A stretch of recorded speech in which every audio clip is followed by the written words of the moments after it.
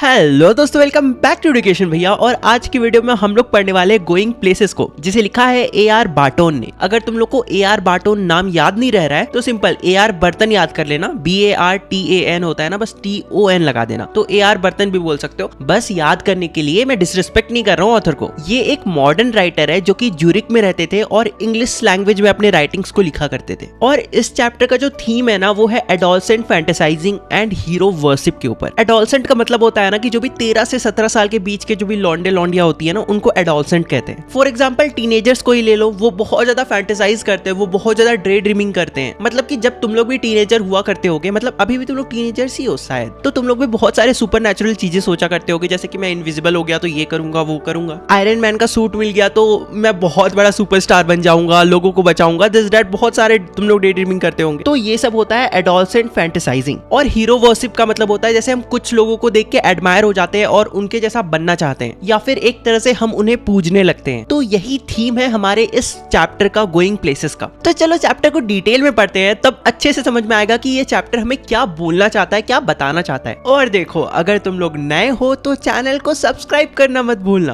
और वीडियो को लाइक कर देना अगर एक्सप्लेनेशन पसंद आता है तो। चलो कैरेक्टर्स के बारे में जान लेते हैं। सोफी जो कि एक लड़की है, जैंसी जो कि सोफी की दोस्त है, जियोफ जो उसका एल्डर ब्रदर है, एल्डर मतलब बड़ा वाला ब्रदर, डेरिक जो उसका छोटा ब्रदर है, और डैनी केसी जो कि एक आयरिश फुटबॉलर है। So let's begin the chapter. Chapter का स्टार्टिंग में सोफी और जैंसी दोनों स्कूल से घर जा रहे होते हैं। तभी अचानक से सोफी कहती है कि वो आगे चलकर एक बुटीक खोलेगी। वैसे जिन लोग को नहीं पता, बुटीक का मतलब होता है कि ऐसा जगह जहाँ पे बहुत सारे फैशनेबल क्लोथ्स, शूज, ज्वेलरीज वगैरह मिलते हैं लड़कियों के। तभी जैंसी आर्म्स को मिलाते हुए कहती है, बहुत ज्यादा डाउटफुल होके कहती है कि बट उसके लिए तो बहुत सारा पैसा चाहिए। जिसपे सोफी कहती है, हाँ तो मैं ढूंढ लूंगी पैसा को। और उसके बाद वो सड़क पर बहुत दूर दूर तक देखने लगती है। जिसपे जैंसी कहती है कि तुम्हें इतने सारे पैसे जमा करने के लिए बहुत ज्यादा टाइम लगेगा। जिसपे सोफी कहती है कि ठीक है, मैं मैनेजर बन जाऊंगी जब तक मेरे पास इतने सारे पैसे कलेक्ट नहीं होते। और सोफी ये भी कहती है कि मैंने सब कुछ प्लान कर लिया है कि आखिर मेरा फ्यूचर, मतलब ये सारा प्लान कैसा इम्प्लीमेंट होने वाला है, कैसा दिखने वाला है। जिसपे जैंसी कहती है, अच्छा तुम्हें लगता है कि कोई भी तुम्हें ऐसे ही डायरेक्टली मैनेजर बना देगा। जिसपे सोफी कहती है कि वो बिल्कुल मैरी क्वेंट जैसा बन जाएगी, जो कि उस वक्त की बहुत ही ज्यादा फेमस फैशन डिजाइनर है। और सोफी बहुत ही ज्यादा नेचुरल डिजाइनिंग भी करेगी और उसकी जो शॉप होगी ना, वो पूरे सिटी की सबसे अमेजिंग शॉप भी होगी। तो यहाँ तक हमें ये पता चलता है ना कि जो सोफी है वो बहुत ही ज्यादा डे ड्रीमिंग करती है। जो चीज वो एक्चुअल में हासिल इजिली नहीं कर सकती है, उस चीज के बारे में भी सोचती है। और वहीं पर जो जैंसी है ना, वो बहुत ही ज्यादा रियलिस्टिक अप्रोच रखती है। और जैंसी को ये भी पता है कि एट लास्ट उन्हें बिस्किट फैक्ट्री में ही काम करना है, क्योंकि वो लोग जिस सिचुएशन में रह रहे हैं और उनकी जो कैपेबिलिटीज है वो बस उसी लेवल तक है, क्योंकि उनकी फाइनेंशियल कंडीशन कुछ अच्छी नहीं है। उसके बाद जैंसी सोफी से कहती है कि तुम्हें रियलिस्टिक हो जाना चाहिए, क्योंकि जल्दी ही हमारे स्कूल्स खत्म होने वाले हैं। मतलब कि सोफी तुम्हें थोड़ा सेंसिबल वे में सोचना चाहिए, क्योंकि इतना फैंटेसाइज करने से कुछ फायदा नहीं है, क्योंकि रियल वर्ल्ड में ये फैंटेसीज काम नहीं देगी। और जैंसी ये भी कहती है कि तुम्हें भी पता है कि तुम्हारे पापा जो शॉप वर्क करते हैं उससे उतना ज्यादा नहीं कमा पाते हैं, और तुम्हारे पापा भी तुम्हें ये सब चीज के लिए अलाउ नहीं करेंगे जो चीजें तुम सोच रही हो उसके लिए। जिसपे सोफी कहती है कि ठीक है, तो क्या दिक्कत है, मैं एक्ट्रेस बन जाऊंगी। और एक्ट्रेस वैसे भी फुल टाइम काम तो करती नहीं है, तो हाफ टाइम मैं एक्ट्रेस वाली काम करूंगी और हाफ टाइम मैं अपना बुटीक पे काम करूंगी। कहती है कि मेरे पास बहुत सारी चॉइसेस है, या तो मैं मैनेजर बन सकती हूँ, या तो मैं एक एक्ट्रेस बन सकती हूँ, या तो फिर मैं एक फैशन डिजाइनर बन सकती हूँ, और साथ ही साथ मैं अपने बुटीक के काम को भी संभालूंगी। और एट द एंड मैं इसी टाइप की काम करूंगी जो एट द एंड रेप्यूटेटेड हो या फिर एलिगेंट हो, कह सकते हो। और ये कहते कहते जो सोफी होती है वो अपने घर की तरफ चली जाती है, जैंसी को वहीं पर छोड़कर। और सोफी घर में घुसने के बाद ये कहती है कि जब भी मेरे पास इतने सारे पैसे होंगे तो मैं पक्का पहले बुटीक खोलूंगी। जिसपे सोफी के फादर कहते हैं कि अगर तुम्हारे पास इतने सारे पैसे आ भी जाते हैं, मान लो, तब तुम सबसे पहले हमारे लिए एक डिसेंट सा घर खरीदोगी, जिस घर पे हम लोग सब कोई शांति से रह सके। उसके बाद जो सोफी के फादर होते हैं वो शेफर्ड पाई खाते हुए थैंक यू बोलते हैं। I don't know WTF is this, but मैं तुम्हें स्क्रीन पे दिखा दूंगा कि ये क्या है। और सोफी के फादर का जो फेस था ना, वो बहुत ही ज्यादा डर्टी और बहुत ही ज्यादा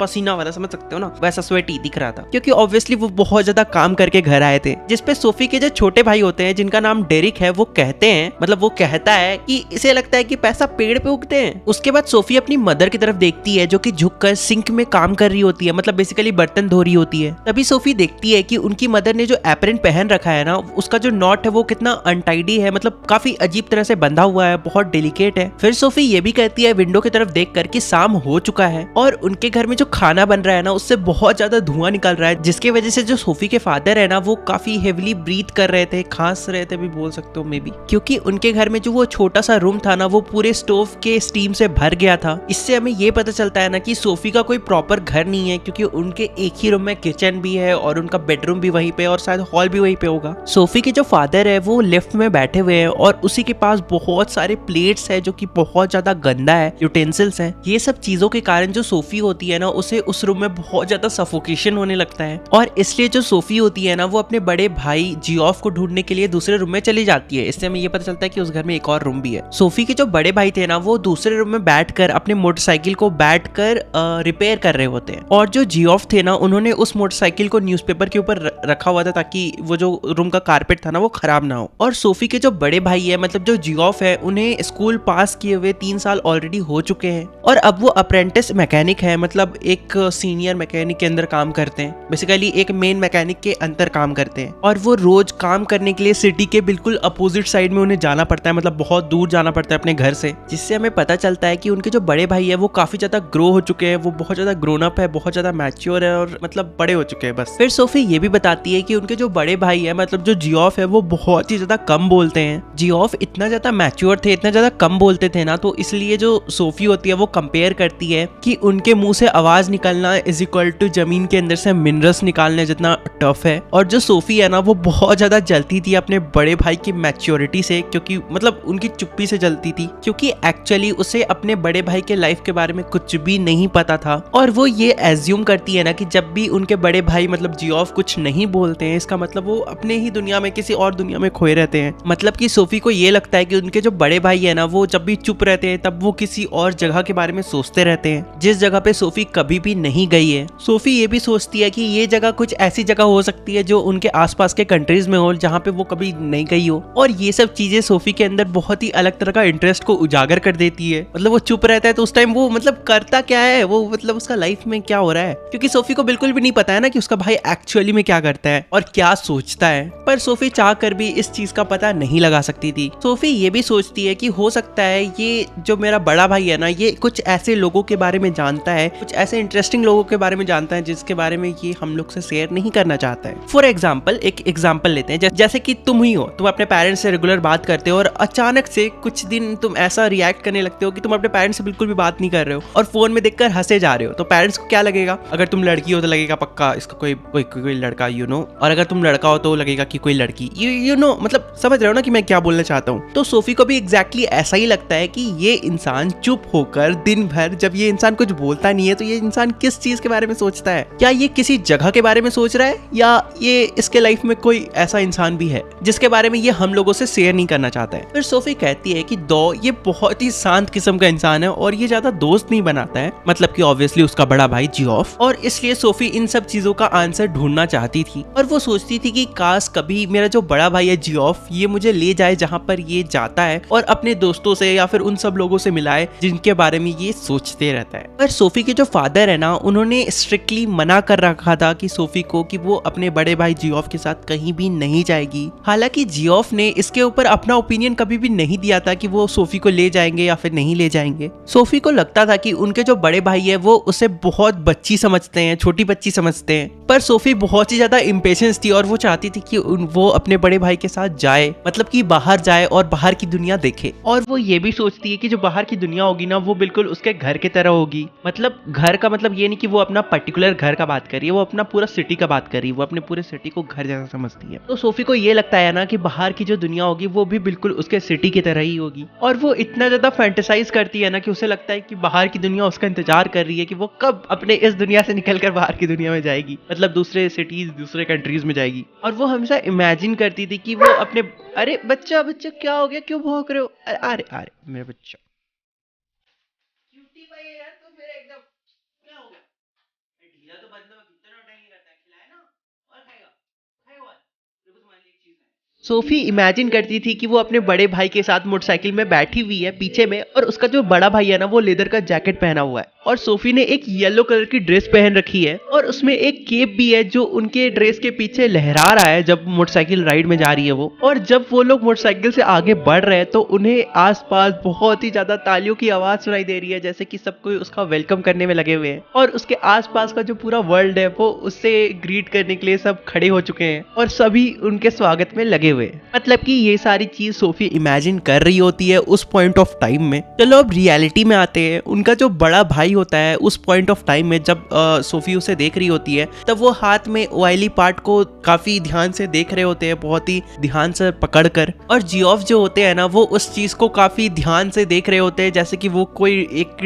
डम एनिमल हो। तभी सोफी अचानक से कहती है अपने बड़े भाई को कि वो डैनी केसी से मिली है, वो भी आर्केड में। आर्केड का मतलब तुम बेसिकली मार्केट एरिया भी समझ सकते हो। इस पे जियोफ कहते हैं पागल वागल हो गई हो क्या, नहीं ये नहीं हो सकता। फिर जियोफ पूछते हैं अच्छा तो ये बात तुमने अपने पापा को बताई है? इस पे सोफी कहती है मतलब सर हिलाते हुए कि नहीं, उसने अपने पापा को नहीं बताया। जिस पे सोफी बहुत ज्यादा डिसअपॉइंटेड हो जाती है क्योंकि वो हर चीज अपनी जितनी भी सीक्रेट्स होती है ना वो सबसे पहले जियोफ के साथ ही शेयर करती है। फिर भी जियोफ उससे पूछ रहे कि तुमने पापा को नहीं बताया ये बात पहले। मतलब सोफी सोच रही है कि क्या नॉनसेंस इंसान है ये, इसे पता नहीं है कि मैं अपनी सीक्रेट सबसे पहले इसे बताती हूँ, फिर भी ये बेशरम जैसा पूछ रहा है मुझसे। जिसपे जियोफ कहते हैं कि नहीं, मैं तुम पे अभी भी बिल्कुल भी विश्वास नहीं करता हूँ। जिसके बाद सोफी डिस्क्राइब करती है कि वो उनसे कैसे मिली, मतलब कि डैनी कैसी से। सोफी कहती है कि वो रोएस के विंडो के सामने से अंदर के क्लोथ्स को देख रही होती है। रोएस एक तरह का शॉप का नाम होगा जहाँ पे अच्छे महंगे क्लोथ्स मिलते होंगे। तो वहां से वो विंडो शॉपिंग कर रही होती है और तभी अचानक से एक आदमी उनके बगल में आकर खड़े हो जाते हैं और फिर वो कहती है कि वही डैनी कैसी थे। ओ पी, मुझे अभी पता चल रहा है कि जो डैनी कैसी है ना वो एक आयरिश फुटबॉलर है और वो एक लड़के हैं। कोई बात नहीं, नाम से जज नहीं करना चाहिए।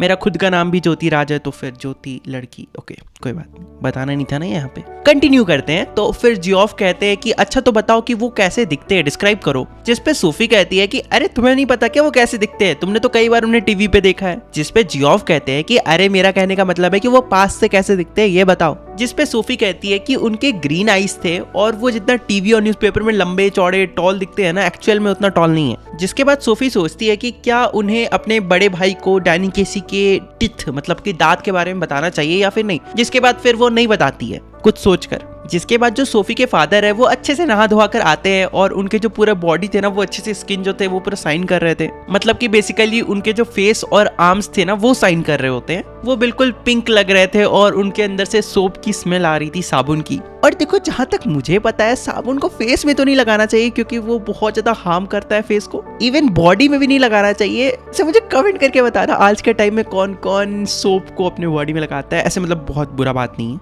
बहुत लोग लगाते हैं, मेरे घर में भी पापा मम्मी लगाते हैं। कोई बहुत बड़ा डिजास्टर नहीं है, बस मेरे को जानना है। बाकी किसी को फ्री का ज्ञान चाहिए तो क्लींजर खरीद लेना फेस के लिए और बॉडी के लिए बॉडी वॉश। बाकी तुम्हारी मर्जी। ओके, चैप्टर कंटिन्यू करते हैं। और फिर उसके फादर टीवी ऑन कर टीवी देखने लगते हैं और सामने वहीं पर एक जूता फेंका हुआ रहता है, मतलब पड़ा हुआ रहता है, जो कि डेरिक का मतलब कि सोफी के छोटे भाई का होता है। तो जो सोफी के फादर है ना वो उस जूता को उठाते हैं और सोफा की तरफ फेंक देते हैं और वो मस्त चेयर पे बैठकर टीवी देखने लगते हैं। तभी जियोफ वहां पर आते हैं और कहते हैं कि सोफी डैनी केसी से मिलकर आ रही है। सोफी भी वहीं पे बगल में बैठी हुई होती है और ये चीज सुनकर वो काफी डगमगा सी जाती है। और फिर सोफी के फादर वहीं पे बगल में बैठे हुए होते हैं, वो पीछे टर्न होते हैं और सोफी को देखकर काफी अजीब सा रिएक्शन देते हैं, मतलब कि बहुत ही अजीब सा एक्सप्रेशन बनाते हैं। फिर जियोफ कहते हैं कि अरे ये सच्ची बात है। जिसपे उसके फादर कहते हैं कि वो एक आदमी को जानते हैं जो उस वक्त मतलब अपने टाइम में टॉम फिनी से मिले थे, जो कि बहुत ही ज्यादा फेमस आदमी है। मैं नहीं जानता उनको, बट हाँ बहुत ज्यादा फेमस आदमी है। फिर उसके फादर ये भी कहते हैं कि पर ये चीज बहुत ही ज्यादा पुरानी बात है। जिसपे जियोफ कहते हैं कि पापा पर ये बात तो आपने पहले भी हमें कई बार बता रखा है। जिसपे उसके फादर कहते हैं कि हाँ मैं बस ये कहना चाहता हूँ कि जो केसी है ना वो भी कभी एक ना एक दिन टॉम फिनी जितना बड़ा प्लेयर बन जाएगा। जिससे हमें ये पता चलता है ना कि जो डैनी केसी है और जो टॉम फिने है दोनों अपने अपने टाइम के बहुत ही ज्यादा फेमस फुटबॉलर है, आयरिश फुटबॉलर है आई थिंक। जिसपे जियोफ कहते हैं कि पापा आपको कुछ नहीं पता है, जो केसी है ना वो उससे भी ज्यादा मतलब टॉम फिने से भी ज्यादा अच्छे प्लेयर है, अच्छे फुटबॉलर है। जिसपे सोफी के फादर कहते हैं कि वो बहुत ही ज्यादा यूथ और मतलब बहुत ही ज्यादा डिस्ट्रैक्शन से भरा हुआ इंसान है। और वो ये भी कहते हैं कि वो जो केसी है ना, वो जो डैनी केसी है ना, अगर वो अपने सर को शोल्डर के ऊपर रख के खेलेगा तो बेटर रहेगा। वो बहुत ही ज्यादा ओवर कॉन्फिडेंट है और उसका ध्यान अपने टीम मेंबर्स के ऊपर रहता भी नहीं है। ऑब्वियसली केसी अच्छा प्लेयर बन सकता है लेकिन अभी तो नहीं है क्योंकि वो बहुत ही ज्यादा डिस्ट्रैक्टेड किस्म का इंसान है। मतलब कि सोफी के फादर ऐसा ही कुछ कहना चाहते हैं। आई जस्ट वांट टू से वन सिंगल थिंग, ओके। यहाँ पे बात सोफी का डैनी केसी से मिलने का हो रहा था और ये लोग अपना ही टॉपिक पे भिड़ गए कि डैनी केसी अच्छा है या फिर टॉम फिने अच्छा है, वाह। जिसके बाद जियोफ कहते हैं कि वो बहुत अच्छे प्लेयर है और आपको उनके बारे में उतना सोचने की जरूरत नहीं है, वो बेस्ट टीम में भी है, मतलब कि वो बहुत ही अच्छे टीम में है। तभी उसके फादर कहते हैं कि हाँ बट वो बहुत ही ज्यादा छोटा है, जिस पे जियोफ कहते हैं कि नहीं वो जो है वो मुझसे तो बड़े ही है, मतलब जो डैनी केसी है वो मुझसे तो बड़े ही है। जिस पे उसके फादर फिर कहते हैं कि हाँ मैं मानता हूँ वो तुमसे बड़ा है, लेकिन वो काफी छोटा है नेशनल टीम में खेलने के लिए। जिस पे जियोफ कहते हैं कि आप इस बात पे आर्ग्यू क्यों कर रहे हैं कि वो इतना छोटे होते हुए भी वो इस टीम में है, क्योंकि वो इस चीज के केपेबल है, उनके पास इतनी एबिलिटी है, तभी तो वो इस टीम में सरवाइव कर पा रहे हैं, मतलब इस टीम में आए हैं और उनके स्किल्स इतनी अच्छी है। जिस पे एकदम से सोफी कहती है कि वो एक शॉप खरीदने वाले हैं, मतलब जो डैनी केसी है ना वो एक शॉप खरीदने वाले हैं। जिस बात को सुनकर वापस से उसके जो फादर होते हैं, मतलब सोफी के जो फादर होते हैं, वो बहुत ही खराब से एक्सप्रेशन देते हैं और कहते हैं कि आखिर तुम ये सब चीज कब सुन रही हो, कहाँ से सुन रही हो। जिस पे सोफी रिप्लाई करती है और कहती है कि ये सब चीज तो उसे डैनी किसी ने नहीं बताया है। जिस पे सोफी के जो फादर होते हैं ना वो बहुत ही धीरे से कुछ बोलते हैं जो किसी को सुनाई नहीं देता है और चुपचाप अपने चेयर में जाके बैठ जाते हैं ड्रैग करते हुए। ड्रैग का मतलब होता है घसकाना होता है, घसकाते हुए बैठ जाते हैं और कहते हैं कि सोफी क्या ये वही कुछ इमेजिनेबल स्टोरीज है जो तुम हमेशा इमेजिन करते रहती हो, वही वो कुछ खराब से अजीब से स्टोरीज। तभी जियोफ कहते हैं कि सोफी जो है ना वो डैनी केसी से आर्केड में मिली है। जिसपे उसके जो फादर होते हैं, मतलब जो सोफी के फादर होते हैं, वो बहुत ही एग्रेसिवली कहते हैं कि एक दिन तुम अपने आप को बहुत ही बड़े प्रॉब्लम में फंसा लोगी अगर तुम ऐसे ही अजीब अजीब झूठी स्टोरीज बनाते रही तो। जिसपे सोफी कहती है कि जियोफ नो इट्स ट्रू, मतलब जियोफ तुम्हें पता है ना कि ये सच है। जिसपे उसके फादर कहते हैं कि ये बस नाटक कर रहा है तुम्हें बिलीव करने का, मतलब तुम पर विश्वास करने का, क्योंकि तुम उसकी छोटी बहन हो, बट एक्चुअली में नहीं करता, मतलब कि वो तुम्हारी स्टोरीज पे, इन फालतू स्टोरीज पे बिलीव नहीं करता है। और इस तरह से ये जो पूरा कन्वर्सेशन होता है ना ये एंड हो जाता है। अरे नहीं चैप्टर एंड नहीं हुआ, बस कन्वर्सेशन एंड हुआ। इसका पार्ट 2 के लिए फिर से वेट करना पड़ेगा। आई एम सॉरी बट करना पड़ेगा, क्या कर सकता हूँ। लाइक एक ही वीडियो बना दूंगा 30 मिनट का, तो ऑब्वियसली व्यूज नहीं आएगा। 30 मिनट का वीडियो कौन देखता है। और अगर चैप्टर में कुछ पैराग्राफ्स, कुछ लाइन्स स्किप करके पढ़ा दूंगा तो फिर अगर एग्जाम में वो पॉइंट आ गया तो फिर मेरी बेइज्जती होगी ना। इसलिए मैं डिटेल में अच्छे से एक्सप्लेन करने की कोशिश करता हूँ। और कुछ लोग बोलते हैं व्यूज के लिए 2 पार्ट बना रहा है, तो हाँ ठीक है, तुम भी गलत नहीं हो, व्यूज भी इंपॉर्टेंट होते हैं, मतलब कि जो लोग ऐसा बोलते हैं। चलो तुम लोग से मिलते हैं अगले वीडियो में। अगर एक्सप्लेनेशन अच्छा लगा, पसंद आया तो वीडियो को लाइक करना और शेयर भी कर देना। शेयर करना बहुत ज्यादा इंपॉर्टेंट है, चैनल का रीच चला जाता है वरना, नॉट चैनल, वीडियो का रीच एक्चुअली। तो मिलते हैं अगले वीडियो में, तब तक के लिए bye bye. My name is Annabelle, and welcome to my tea party. Spooky?